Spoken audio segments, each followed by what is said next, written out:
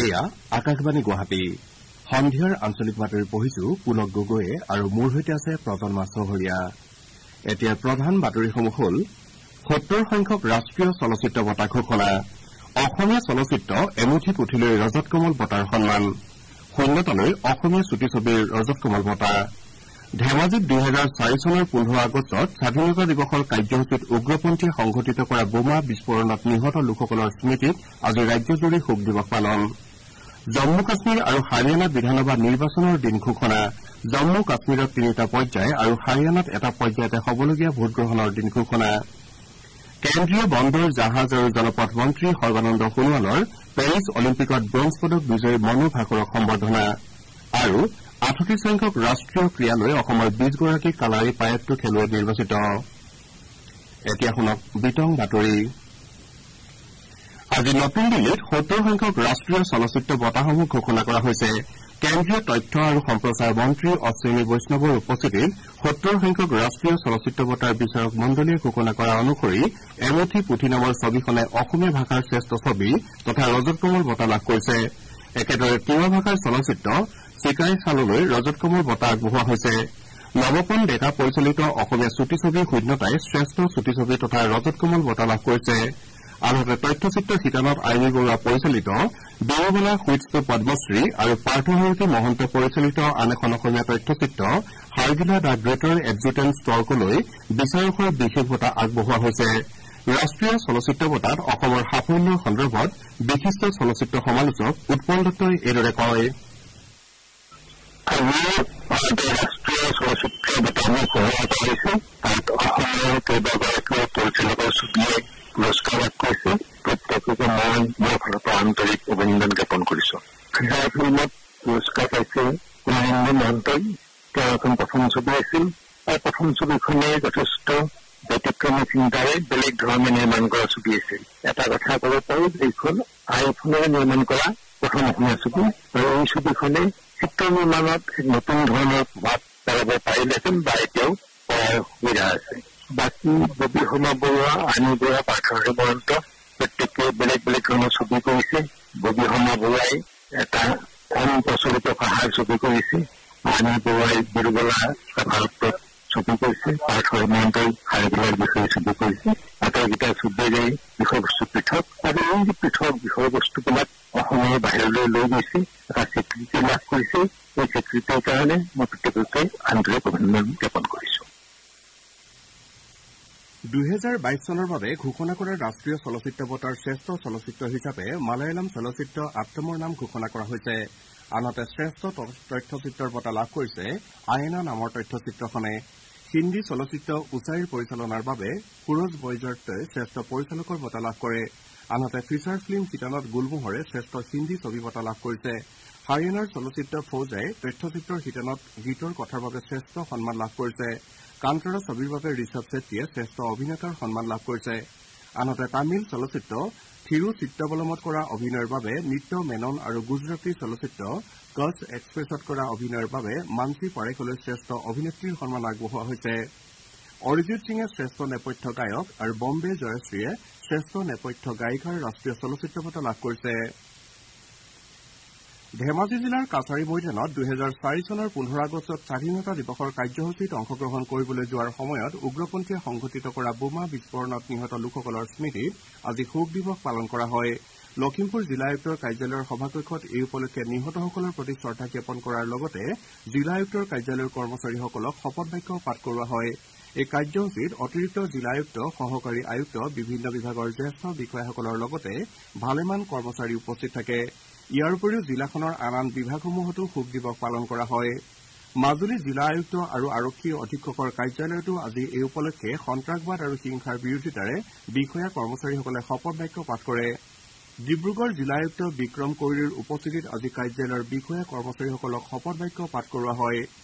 দৰং জিলা উপায়ুক্তৰ কাৰ্যালয়ৰ সভাকক্ষত জিলা আয়ুক্তৰ সভাপতিত্বত কাৰ্যালয়ৰ বিষয়া কৰ্মচাৰীসকলে হিংসা সন্ত্ৰাসবাদৰ বিৰুদ্ধে আৰু শান্তি সামাজিক শৃংখলাৰ হকে শপত বাক্য পাঠ কৰে।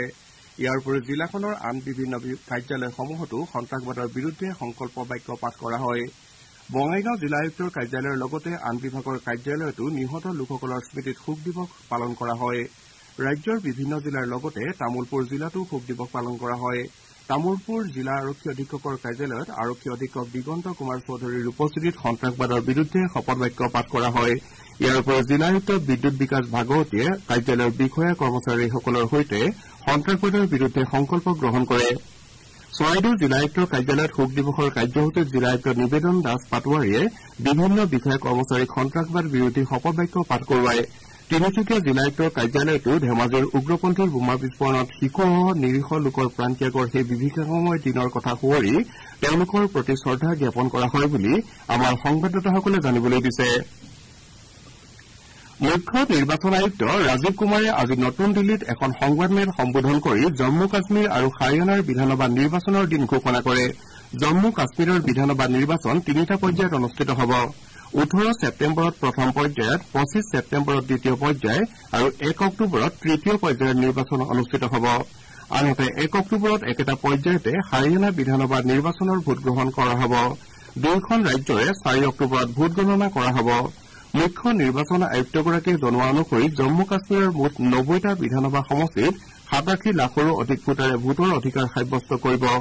কেন্দ্ৰীয় শাসিত অঞ্চলটোত ভোটগ্ৰহণৰ বাবে 11,800 ভোটগ্ৰহণ কেন্দ্ৰৰ ব্যৱস্থা কৰা হ'ব আনহাতে হাৰিয়ানাত প্ৰায় 2 কোটি ভোটাৰে ভোটাধিকাৰ সাব্যস্ত কৰিবলৈ 20,000ৰো অধিক ভোটগ্ৰহণ কেন্দ্ৰৰ ব্যৱস্থা কৰা হ'ব উল্লেখযোগ্য যে জম্মু কাশ্মীৰৰ পৰা সংবিধানৰ 370 নম্বৰ অনুচ্ছেদ প্ৰত্যাহাৰ কৰাৰ পাছত প্ৰথমবাৰৰ বাবে বিধানসভা নিৰ্বাচন অনুষ্ঠিত হ'ব ৰাজ্যৰ গ্ৰামোন্নয়ন বিভাগৰ মন্ত্ৰী ৰঞ্জিত কুমাৰ দাসে আজি গুৱাহাটীৰ খানাপাৰা ৰাজ্যিক পঞ্চায়ত আৰু গ্ৰামোন্নয়ন প্ৰতিষ্ঠানৰ কাৰ্যালয়ত এখন পৰ্যালোচনা বৈঠকত অংশগ্ৰহণ কৰে বৈঠকত ৰাজ্যিক পঞ্চায়ত আৰু গ্ৰামোন্নয়ন প্ৰতিষ্ঠানৰ সঞ্চালক মনিন্দ্ৰ নাথ শৰ্মা আৰু আন বিষয়াসকলৰ সৈতে বিভিন্ন বিষয় সন্দৰ্ভত মন্ত্ৰীগৰাকীয়ে আলোচনা কৰে আজিৰ অনুষ্ঠানত মন্ত্ৰী দাসে 6 গৰাকী ফেকাল্টি মেম্বাৰক নিযুক্তি পত্ৰ প্ৰদান কৰে উল্লেখযোগ্য যে হিমন্ত বিশ্ব শৰ্মাৰ নেতৃত্বাধীন ৰাজ্য চৰকাৰৰ 1 লাখ নিযুক্তিৰ প্ৰতিশ্ৰুতি অনুসৰি ইতিমধ্যে 99,000ৰো অধিক নিযুক্তি সম্পূৰ্ণ হৈছে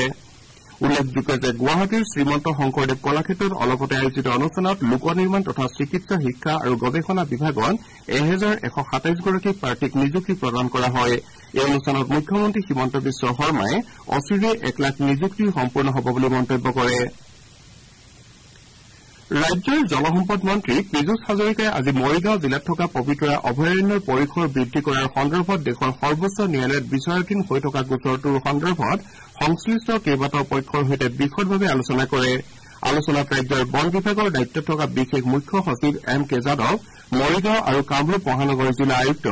গুৱাহাটী আৰু নগাঁও বন সংমণ্ডলৰ বিষয়াৰ লগতে আন বিভাগীয় বিষয়াসকল উপস্থিত থাকে বৈঠকত বন্যপ্ৰাণীৰ সংখ্যা বৃদ্ধিৰ প্ৰতি লক্ষ্য ৰাখি পবিতৰা অভয়াৰণ্যৰ পৰিসৰ বৃদ্ধিৰ বাবে কোনো সমস্যাৰ উদ্ভৱ নোহোৱাকৈ স্থানীয় লোকৰ পৰা কিদৰে ভূমি অধিগ্ৰহণ কৰিব পৰা যায় সেই বিষয়ে আলোচনা কৰা হয় মন্ত্ৰীগৰাকীয়ে আজি জাগি ভকতগাঁও মণ্ডল কাৰ্যালয়ত জাগিৰোড সমষ্টিত নতুনকৈ অন্তৰ্ভুক্ত হোৱা বঘৰা আৰু দীঘলবৰী পঞ্চায়তৰ লোকসকলৰ সৈতে মত বিনিময় কৰে আপোনালোকে সন্ধিয়াৰ আঞ্চলিক বাতৰি শুনিছে আকাশবাণী গুৱাহাটীৰ পৰা এতিয়া পৰৱৰ্তী বাতৰি শুনক প্ৰজন্মা চহৰীয়াৰ পৰা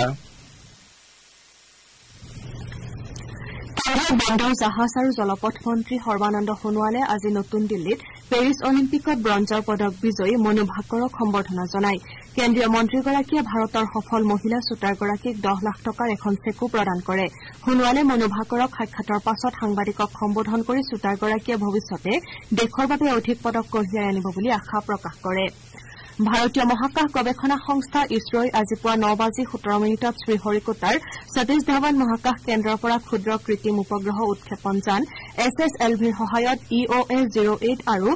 SRO নামৰ দুটা কৃত্ৰিম উপগ্ৰহৰ উৎক্ষেপন সফলতাৰে সম্পন্ন কৰে ক্ষুদ্ৰ উপগ্ৰহ উৎক্ষেপন যানখনৰ উন্নয়নমূলক তৃতীয় উৎক্ষেপনৰ জৰিয়তে উপগ্ৰহ দুটা মহাকাশলৈ প্ৰেৰণ কৰা হৈছে এই সফল উৎক্ষেপনে ভাৰতৰ অতি ক্ষুদ্ৰ আৰু নেনো উপগ্ৰহ প্ৰেৰণৰ সামৰ্থ্য প্ৰমাণ কৰিছে দুয়োটা উপগ্ৰহ 475 কিলোমিটাৰ কক্ষপথত স্থাপন কৰা হৈছে আৰু উপগ্ৰহ দুটাৰ সৌৰ পেনেলসমূহ মুকলি কৰা হৈছে ইছৰোৰ বিভিন্ন ভূকেন্দ্ৰৰ জৰিয়তে উপগ্ৰহ দুটাৰ ওপৰত নজৰ ৰখা হৈছে প্ৰধানমন্ত্ৰী নৰেন্দ্ৰ মোদীয়ে SSLVৰ সফল উৎক্ষেপনৰ বাবে ইছৰোৰ বিজ্ঞানীসকলক অভিনন্দন জনাইছে শ্ৰীমোদীয়ে সামাজিক মাধ্যমযোগে কৈছে যে আৰু এখন উৎক্ষেপন যান লাভ কৰাটো দেশৰ বাবে আনন্দৰ কথা তেওঁ কয় যে অতি কম খৰচী SSLV উৎক্ষেপন যানখনে মহাকাশ অভিযানত গুৰুত্বপূৰ্ণ ভূমিকা পালন কৰিব আৰু ব্যক্তিগত উদ্যোগকো উৎসাহিত কৰিব ভাৰতীয় চিকিৎসা সংস্থাই কলকাতাত এগৰাকী কনিষ্ঠ চিকিৎসকক ধৰ্ষণ আৰু হত্যাৰ প্ৰতিবাদত জৰুৰীকালীন সেৱাৰ বাহিৰে অন্য সেৱাসমূহ কাইলৈ পুৱা 6 বজাৰ পৰা 24 ঘণ্টাৰ বাবে বন্ধ ৰখাৰ কথা ঘোষণা কৰিছে সংস্থাটোৱে এখন বিজ্ঞপ্তিযোগে কৈছে যে এই সময়ছোৱাত অত্যাৱশ্যকীয় সেৱাসমূহ অব্যাহত থাকিব আৰু কেজুৱেলিটি ৱাৰ্ডসমূহ খোলা ৰখা হ'ব বিজ্ঞপ্তিখনত এইদৰে কোৱা হৈছে যে এই সময়ছোৱাত বহিৰ্বিভাগৰ সেৱা সম্পূৰ্ণৰূপে বন্ধ থাকিব IMA ৰাজ্যিক শাখাসমূহৰ সৈতে হোৱা আলোচনাৰ অন্তত এই সিদ্ধান্ত গ্ৰহণ কৰা হয় দৰং আৰক্ষীয়ে মংগলদৈৰ গা ধোৱা চাপৰিৰ পৰা চাইবাৰ অপৰাধী ৰমজান আলীক গ্ৰেপ্তাৰ কৰিছে ৰমজান আলীৰ নেতৃত্বত এটা অপৰাধী চক্ৰই বহুকেইগৰাকী ব্যক্তিৰ বেংক একাউণ্টৰ পৰা ধন লুট কৰাৰ অভিযোগ উত্থাপিত হৈছিল দৰং আৰক্ষীৰ অপৰাধ নিয়ন্ত্ৰণ শাখাৰ অতিৰিক্ত আৰক্ষী অধীক্ষক ৰজি তালুকদাৰে সাংবাদিকক জানিবলৈ দিয়া অনুসৰি দেশৰ বিভিন্ন প্ৰান্তত এই চাইবাৰ অপৰাধী চক্ৰটোৱে অনৈতিক কাৰ্যকলাপ চলাই আহিছিল চক্ৰটোৱে সাধাৰণ লোকক প্ৰলোভনেৰে বেংকত একাউণ্ট খুলি দিয়াৰ লগতে এই ভুৱা একাউণ্টৰ জৰিয়তে অপৰাধজনিত কাম কাজ অব্যাহত ৰাখিছিল কোকৰাঝাৰ চৰকাৰী মহাবিদ্যালয়ৰ ৬৬ সংখ্যক প্ৰতিষ্ঠা দিৱস আজি দিনজোৰা কাৰ্যসূচীৰে উদযাপন কৰা হয় এই উপলক্ষে ছাত্ৰ ছাত্ৰীসকলে বাগৰুম্বা নৃত্যৰ লগতে বিভিন্ন সাংস্কৃতিক অনুষ্ঠান পৰিৱেশন কৰে আজিৰ কাৰ্যসূচীত সমগ্ৰ বিশ্বতে কনিষ্ঠ অধ্যাপক হিচাপে স্বীকৃতি পোৱা সুবৰ্ণা আইজাকবাৰী উপস্থিত থাকে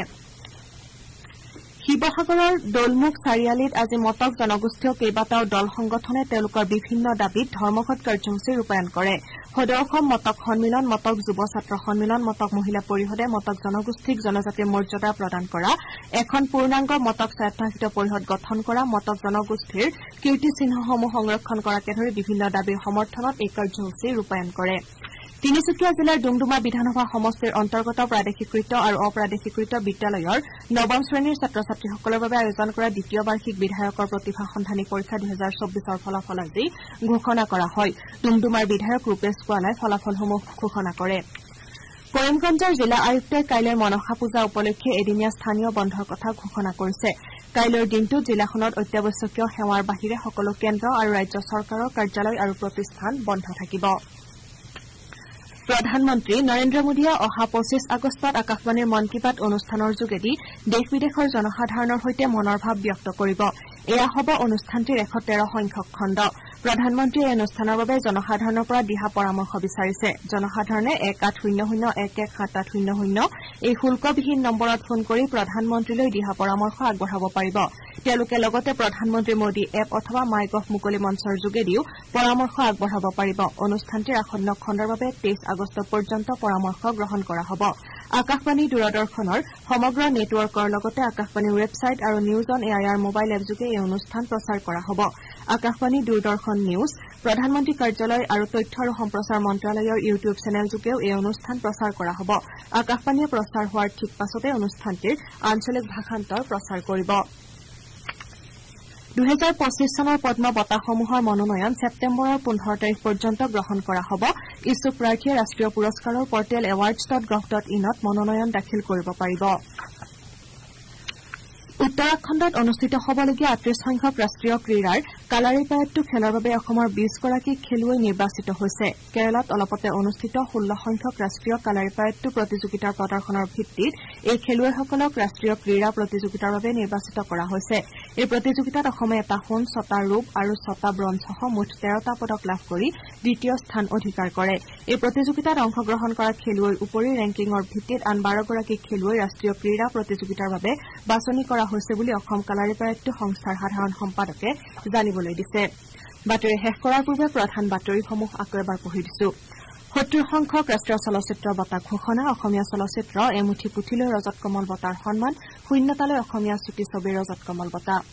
ধেমাজি 2004 চনৰ 15 আগষ্টত স্বাধীনতা দিৱসৰ কাৰ্যসূচীত উগ্ৰপন্থীয়ে সংঘটিত কৰা বোমা বিস্ফোৰণত নিহত লোকসকলৰ স্মৃতিত আজি ৰাজ্যজুৰি শোক দিৱস পালন জম্মু কাশ্মীৰ আৰু হাৰিয়ানা বিধানসভা নিৰ্বাচনৰ দিন ঘোষণা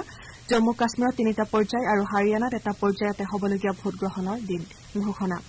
আৰু 38 সংখ্যক ৰাষ্ট্ৰীয় ক্ৰীড়ালৈ অসমৰ 20 গৰাকী কালাৰীপায়ট্টু খেলুৱৈ নিৰ্বাচিত